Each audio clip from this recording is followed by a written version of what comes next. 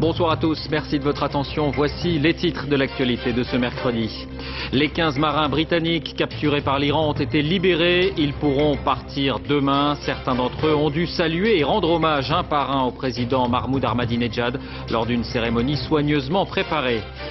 Joie à Londres, mais inquiétude à Paris. 2 Français ont été enlevés par les talibans en Afghanistan. Il s'agit d'un homme et d'une femme volontaires de l'organisation humanitaire Terre d'Enfance. Ils étaient portés disparus depuis hier.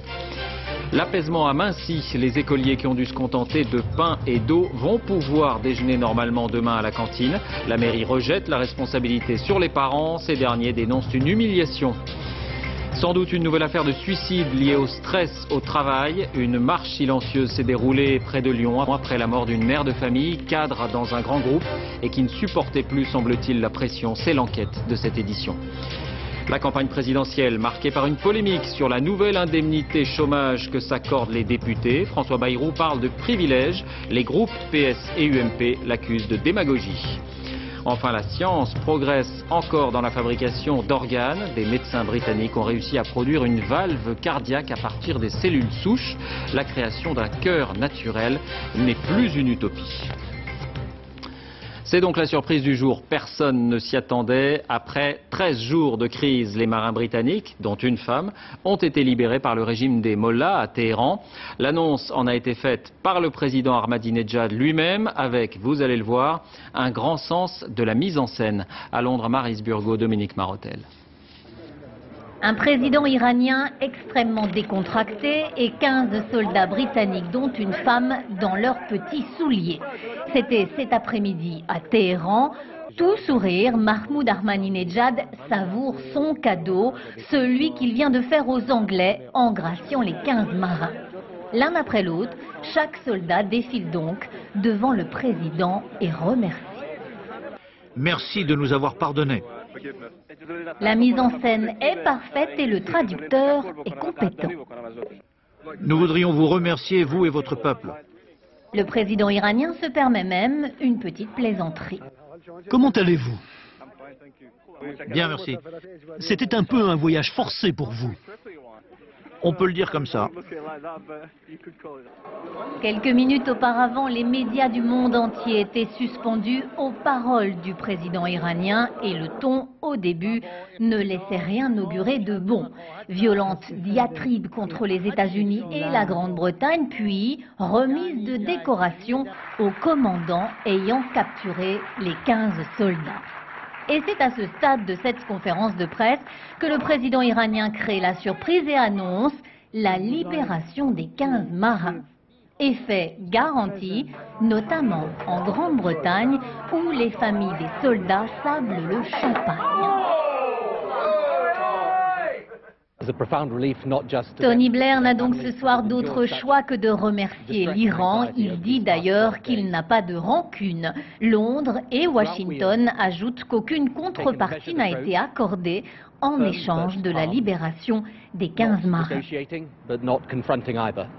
En 13 jours de crise, le président iranien aura donc savamment utilisé les médias, plus précisément la presse britannique, un art de la propagande que pourraient presque lui envier les conseillers en communication de Tony Blair. La France, elle, salue un heureux dénouement. Le ministère des Affaires étrangères a par ailleurs confirmé une information du journal Le Monde qui révèle qu'un chercheur français, Stéphane Dudoignan, spécialiste de l'islam, est retenu en Iran depuis 2 mois. Il est de fait assigné à résidence car son passeport lui a été confisqué, mais il est théoriquement libre de mouvement. Des contacts sont en cours avec les autorités à ce sujet. Mais la préoccupation principale ce soir concerne un autre dossier. On l'a appris en fin d'après-midi, 2 Français portés disparus en Afghanistan cette fois sont aux mains des talibans. Il s'agit, je vous le disais, d'un homme et d'une femme dont on était sans nouvelles depuis hier matin. Renaud Bernard. Sur le site internet de Terre d'Enfance, des photos de la province de Nimroz. C'est là que l'ONG vient en aide aux enfants et aux femmes d'Afghanistan. Dans cette province, les 2 volontaires ont été enlevés hier matin, une jeune femme et un homme dont on ne connaît pas l'identité. Ils circulaient en voiture avec 3 accompagnateurs afghans. L'embuscade s'est produite dans le sud-ouest du pays, près de la frontière iranienne, une zone où les talibans sont très actifs. Ils sont entre nos mains et notre direction va décider de leur sort, affirme ce soir un porte-parole des talibans qui ne précise aucune revendication. À Paris tout à l'heure, le ministre des Affaires étrangères, Philippe Douste-Blazy, s'est refusé à tout commentaire. Ce rapt intervient 15 jours seulement après la libération du journaliste italien Daniele Mastrogiacomo, relâché en échange de 5 rebelles talibans. Vous l'avez entendu, les talibans chassés du pouvoir il y a plus de 5 ans sont très actifs dans cette région du sud-ouest. Les Français font partie de la force internationale chargée de les combattre. Nos envoyés spéciaux Richard Binet et Nathalie Gallet sont sur place. Ils viennent de nous envoyer ce reportage. C'est un nid d'aigle perché dans les montagnes afghanes à l'est de Kaboul. Le poste français avancé le plus proche de la frontière avec le Pakistan, là où les talibans, depuis le début du printemps, ont repris l'offensive contre les forces alliées. À partir de notre position ici, donc on peut contrôler les 3 vallées principales qui mènent au plus court vers le Pakistan. Et donc à partir du poste, on est en mesure de renseigner et d'interdire toute infiltration éventuelle d'insurgés venant du Pakistan. Chaque jour, 3 à 4 patrouilles quittent la base pour contrôler cette bande de terre afghane, d'apparence si paisible, mais où il y a quelques mois encore, les insurgés s'aventuraient fréquemment. En tant qu'occidentaux, on est aussi la cible des talibans.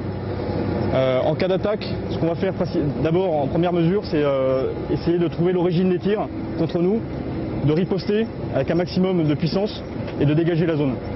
Les militaires sont accompagnés par un traducteur, le visage caché. Les talibans ne sont jamais bien loin. Chaque village, jusqu'au plus reculé, est régulièrement visité. La région est des plus pauvres. Les militaires français y soutiennent des micro-projets comme ce réservoir d'eau construit par les villageois jusqu'à tisser des liens avec les populations.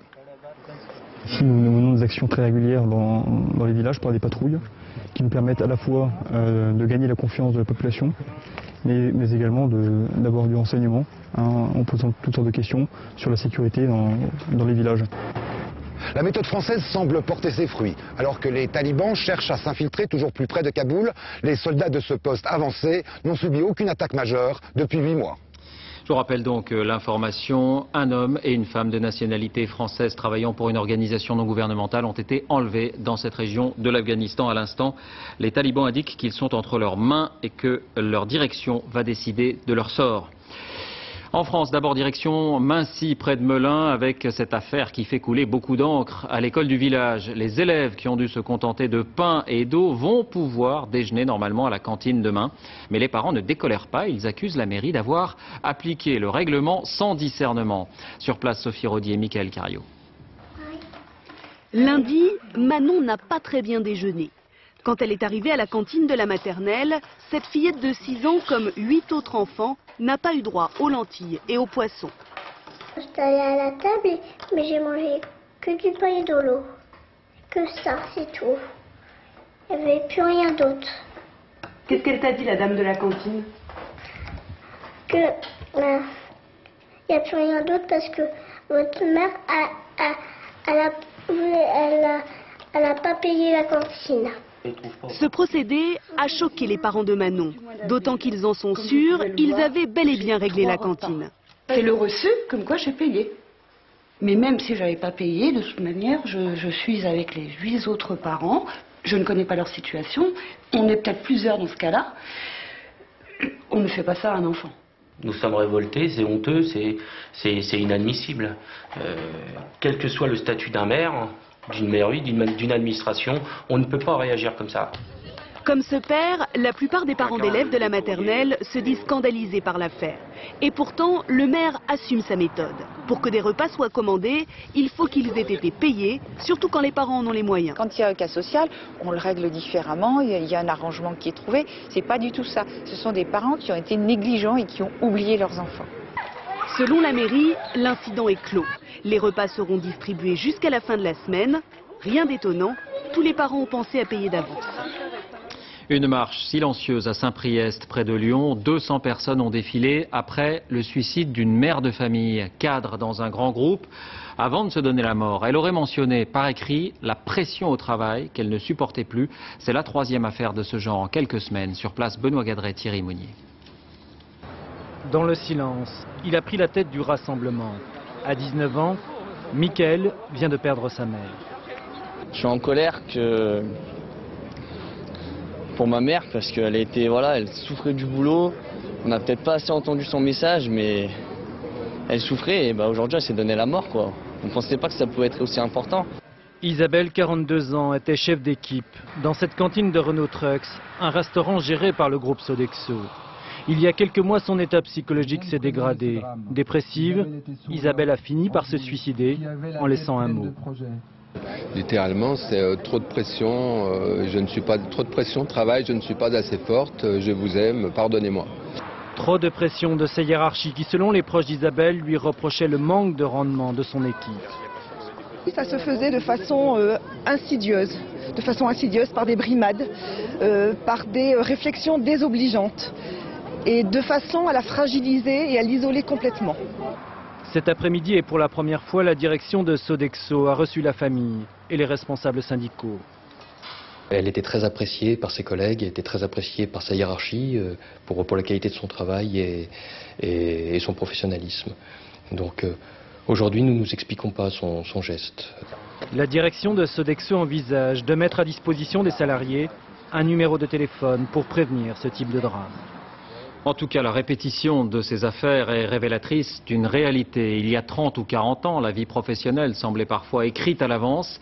Aujourd'hui, l'initiative et l'évaluation individuelle a beaucoup plus de place, mais du coup, l'exigence et la pression sont beaucoup plus fortes. C'est le dossier de cette édition. Il est signé Julia Delage et Vivien Roussel.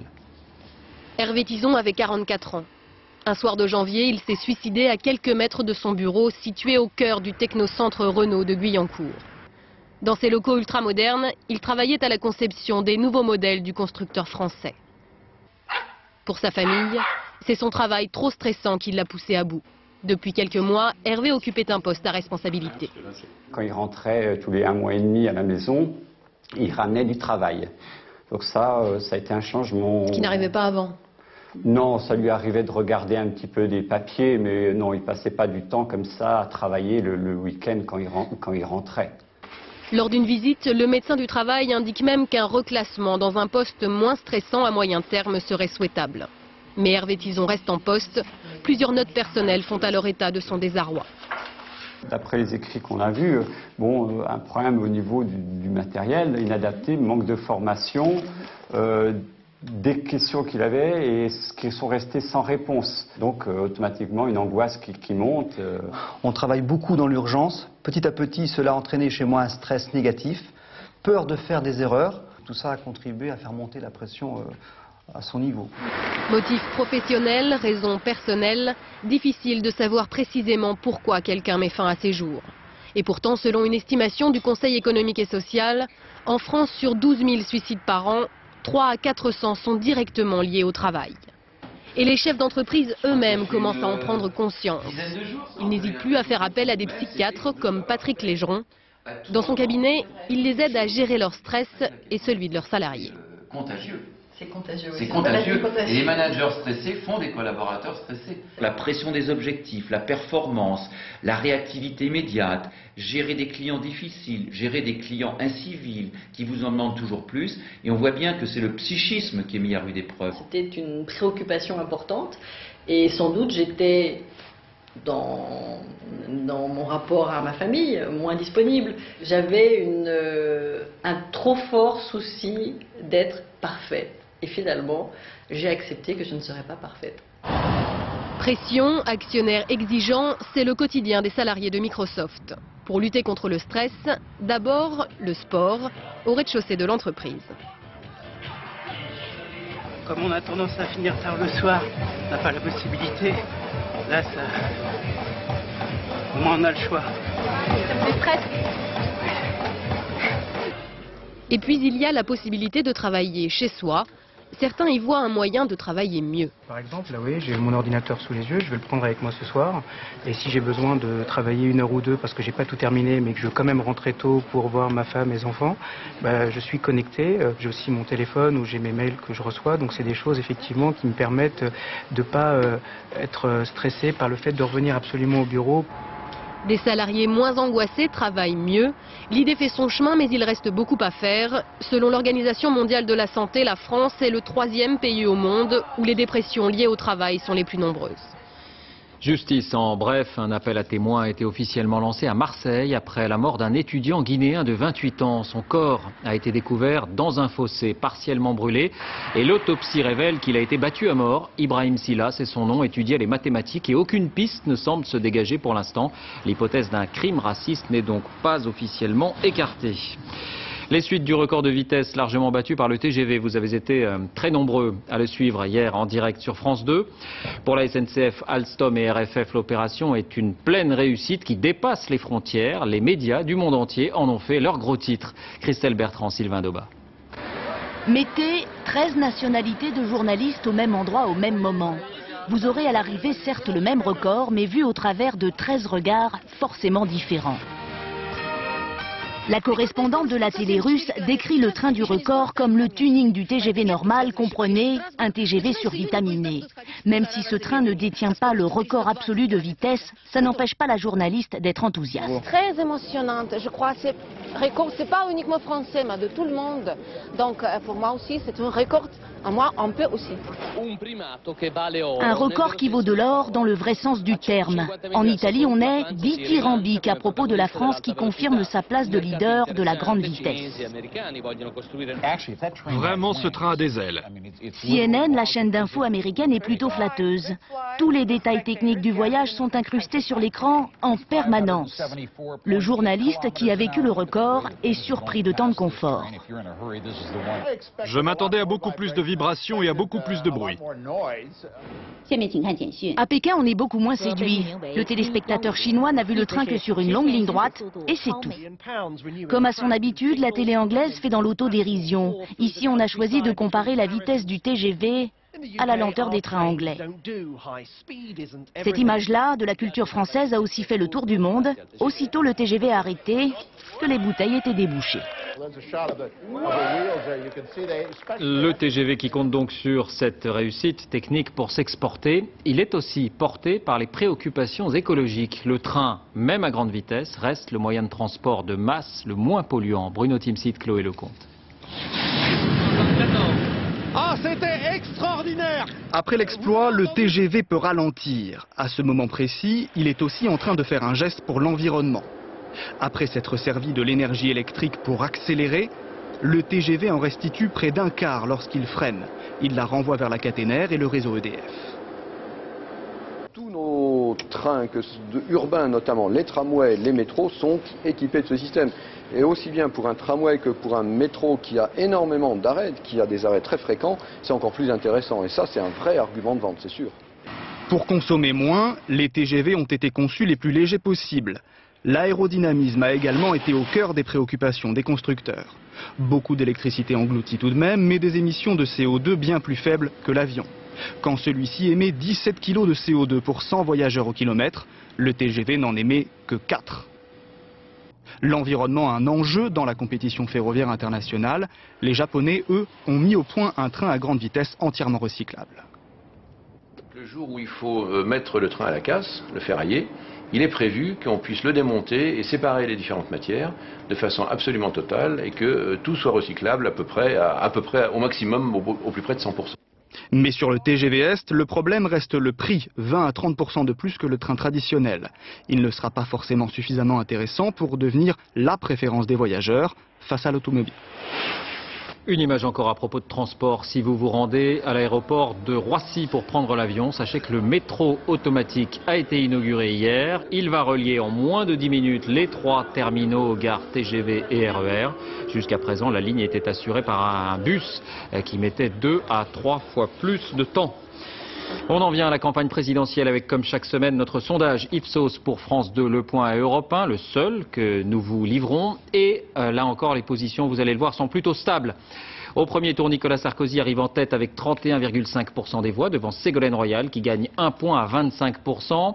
Viennent ensuite François Bayrou 18,5%, Jean-Marie Le Pen 13%, puis Olivier Besancenot 3,5%, Marie-Georges Buffet 2,5%, Dominique Voynet 1,5%, Arlette Laguillet, José Bové, Philippe de Villiers et Frédéric Nious 1%, Gérard Chivardi 0,5%. Au second tour, Nicolas Sarkozy l'emporterait avec 54% des voix contre 46% à Ségolène Royal. Une campagne marquée aujourd'hui par une manifestation contre le nucléaire dans le quartier de l'Élysée.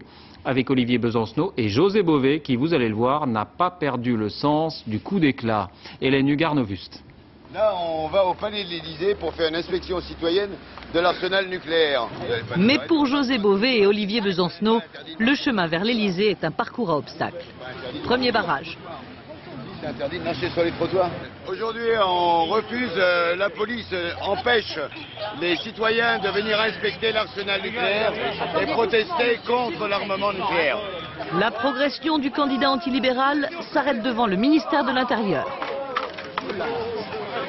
Stop et net. Mais il en faut plus à José Bové pour s'avouer vaincu. On demande à la police, s'il vous plaît, de reculer un petit peu, qu'on puisse continuer à s'exprimer. A priori, il y en a encore dans un pays démocratique possible. Nous demandons qu'il y ait un contrôle international de l'armement nucléaire français. Nous demandons à ce que le projet de missile soit abandonné. Un autre monde est possible, le 22 avril, à José Bové. En banlieue, l'accueil réservé à José Bové est nettement meilleur. Votez Bové. Vous êtes un homme courageux. José Bové, j'espère que vous allez me parer à la route à Sarkozy. Hein. Vous êtes le changement. On va croire en vous. José Bové écoute, s'attarde, sa façon à lui de faire de la politique. Sortir de cette logique, de cette politique professionnelle où les gens restent en place pendant 40 ans. Voilà que moi j'ai proposé que, on repasse, que la proportionnelle soit au centre de nos propositions et qu'on limite la durée des mandats et ainsi qu'on interdise le cumul. En chemin, il entonne volontiers une Marseillaise, revisitée par les sans-papiers.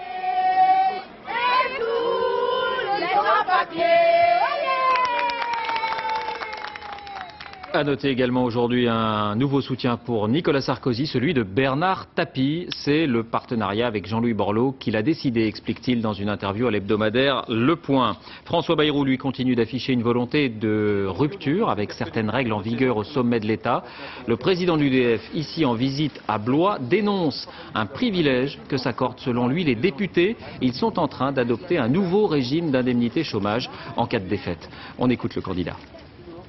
Je suis sûr que les questeurs de l'Assemblée nationale, UMP et PS, ne se sont pas rendus compte qu'en votant 5 années d'indemnité supplémentaire aux députés battus, ils allaient choquer violemment l'opinion.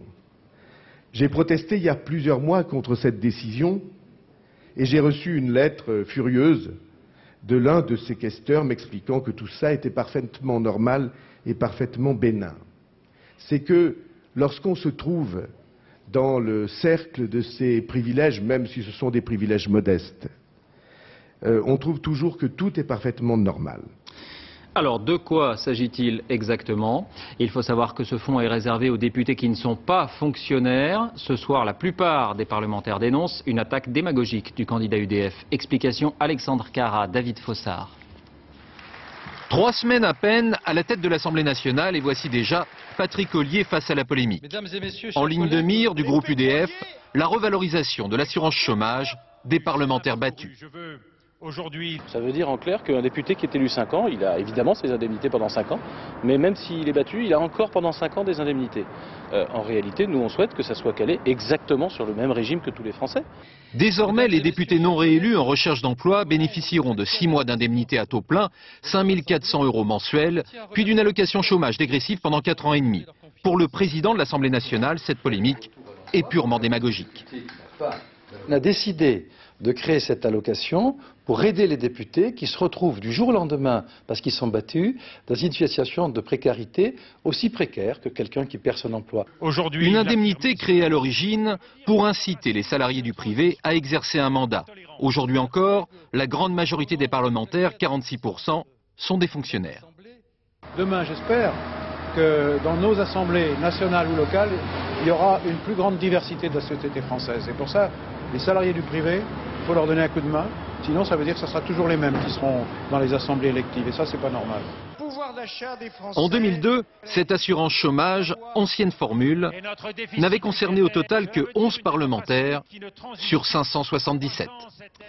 Lundi prochain, vous le savez, la compétition électorale va entrer dans une nouvelle phase. La campagne officielle, donc à la radio et à la télévision, va commencer. Vous en découvrirez d'ailleurs les séquences sur notre antenne. Chaque candidat est donc en train de tourner les fameux clips, chacun à sa manière. Exemple avec Frédéric Nious, reportage Nicolas Châteauneuf, Frédéric Delarue. Frédéric Nious aime les balades en forêt. Aujourd'hui pourtant, le candidat des chasseurs a laissé tomber le fusil. Il tourne les spots officiels qui seront diffusés dès la semaine prochaine. Là, c'est Frédéric Nious, séquence 1 première. Je suis Frédéric Nious, 39 ans, originaire du Nord, petit-fils d'immigrés polonais. Je suis juriste de formation et agent de développement dans une petite commune rurale. Mon slogan pour cette campagne, c'est la ruralité d'abord. De l'éclairage aux caméras en passant par les temps de tournage, chaque candidat dispose strictement des mêmes moyens. Oh, tu peux mettre les mains dans les poches, tu peux... Ouais. Aujourd'hui, il faut tourner 8 spots d'une minute. Pas facile pour le candidat de se concentrer.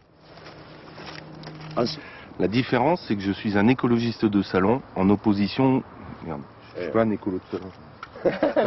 Frédéric Nious souhaite que Jean Saint-Josse, son directeur de campagne, lui pose des questions, mais ce dernier ne veut pas les lui révéler à l'avance. Quelle est votre conception de l'Europe ?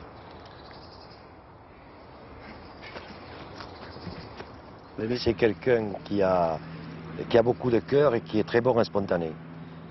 C'est pas un calculateur, donc il faut qu'il apparaisse tel qu'il est à la télévision. Le service public... Un peu d'entraînement, de relaxation et la machine repart. Vous savez, ruralité, ça rime avec quartier.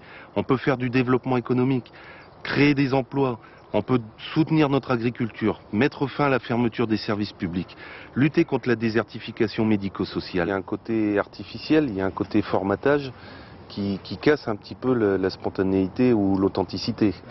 Et pour les chasseurs, un tour en forêt doit toujours se finir au restaurant, campagne officielle ou pas. Un dernier mot sur la campagne. Sachez que le groupe américain Clear Channel, qui a été chargé de l'affichage officiel dans toute la France, est rattrapé lui-même par l'un des thèmes de cette présidentielle, les salaires.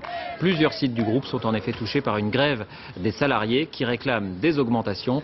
La direction assure que la fourniture des affiches ne sera pas perturbée. La santé, c'est un nouvel espoir pour les cardiaques. La perspective de créer un cœur humain à partir de cellules souches n'est plus une utopie. Une équipe britannique a en effet réussi à produire avec ce procédé une valve cardiaque. C'est une première mondiale. Nathalie Sapena, Valérie Lucas. Voici une valve cardiaque en peau de porc, une autre en métal. Des prothèses de ce type, on en implante tous les jours dans le cœur pour remplacer les valves défectueuses. Comme les vraies, elles s'ouvrent pour laisser passer le sang et se referment pour l'empêcher de refluer 100 000 fois par jour. C'est cet organe complexe en 3 dimensions que des chercheurs londoniens ont réussi à fabriquer à partir de cellules souches de moelle osseuse. Cultivée in vitro, avec un support en collagène, elles donnent un tissu de 3 cm qui fonctionne comme une valve, avec de grands avantages potentiels sur les prothèses actuelles. L'enjeu, c'est de faire une valve aussi naturelle que possible, avec un matériau biologique qui dispenserait de tout traitement, notamment de traitement anticoagulant, mais qui en même temps aurait une longévité suffisante pour éviter le risque d'une réintervention.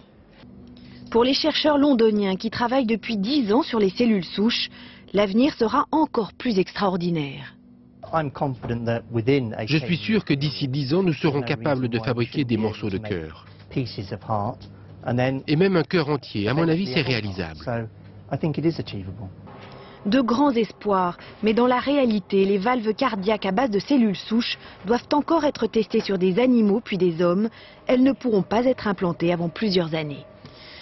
Des images du piton de la Fournaise à La Réunion où l'éruption se poursuit. Elle est même finalement l'une des plus importantes de ces dernières années. Magnifique spectacle que celui de la lave qui durcit au contact de l'eau. Florence Mavic. Un delta de feu en plein océan Indien. La lave incandescente balafre la forêt du Grand Brûlé qui n'a jamais autant mérité son nom. Le piton de la Fournaise est l'un des volcans les plus actifs du monde. Plusieurs fois par an, sa colère provoque des dégâts plus ou moins importants sur l'île de la Réunion. Du haut de sa tour de vigie, l'observatoire volcanologique suit heure par heure les soubresauts du cratère. Cette fois, il semblerait que le python n'ait pas un comportement habituel. En ce moment, on a plus d'un séisme, on a parfois 5 séismes en 1 minute. C'est une crise sismique. Certains élèves d'école souffrant de gênes respiratoires ont été brièvement placés en observation. Mais pas d'inquiétude majeure selon les autorités pour la population. Les plus téméraires parmi les habitants profitent du spectacle au ras des vagues.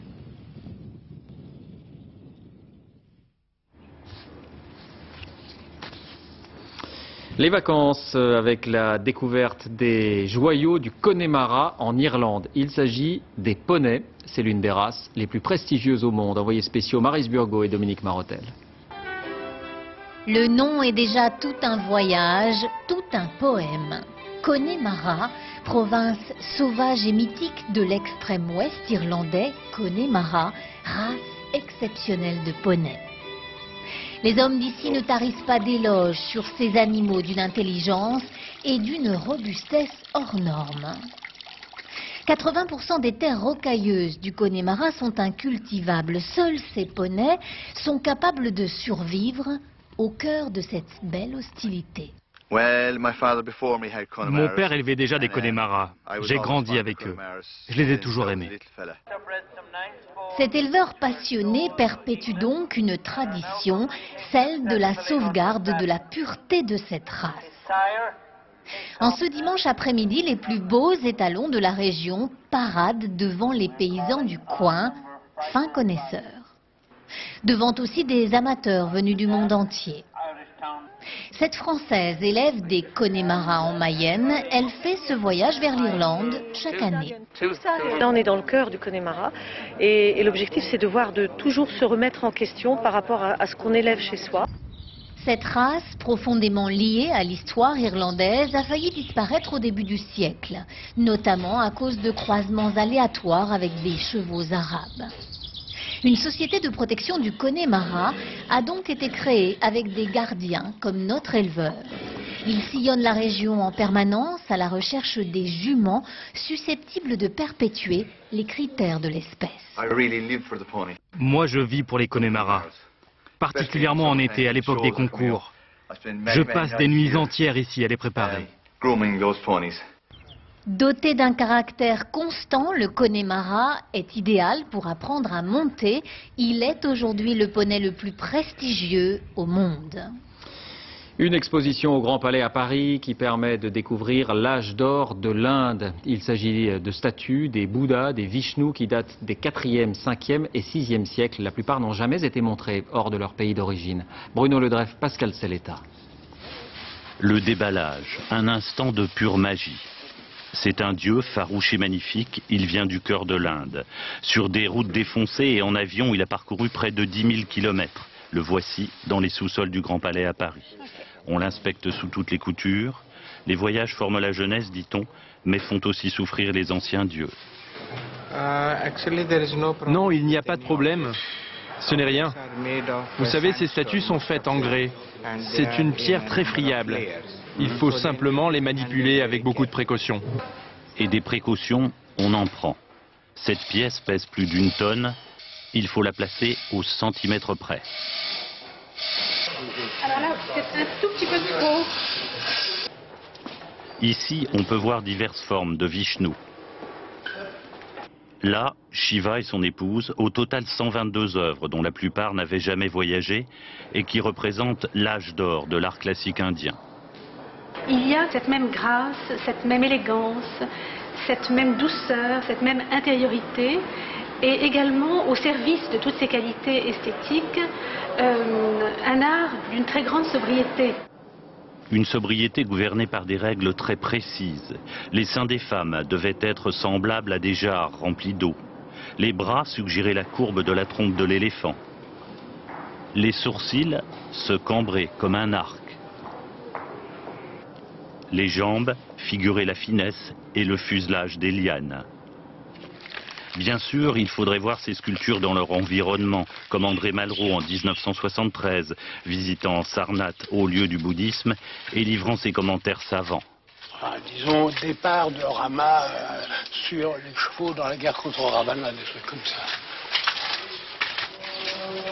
Comme ça, ou comme un buste de Vishnu à la coiffe de serpent, ou encore comme ce Bouddha en méditation, témoignage de l'incroyable richesse de l'Inde d'il y a 1600 ans. Sport football avec les quarts de finale aller de la Ligue des Champions et sans doute le plus beau but de la soirée. Il est signé Rhys pour Liverpool face à Eindhoven. Les Anglais l'emportent 3-0 grâce également à ce but de la tête du Crouch. Dans l'autre rencontre, le Milan AC a concédé le nul 2-2 sur son terrain face au Bayern de Munich où Willy Sagnol s'est blessé hier soir. Fin de cette édition, merci de l'avoir suivi. Tout de suite la météo, Laurent Romeshko, 20h50, Agathe contre Agathe, deuxième partie. À demain.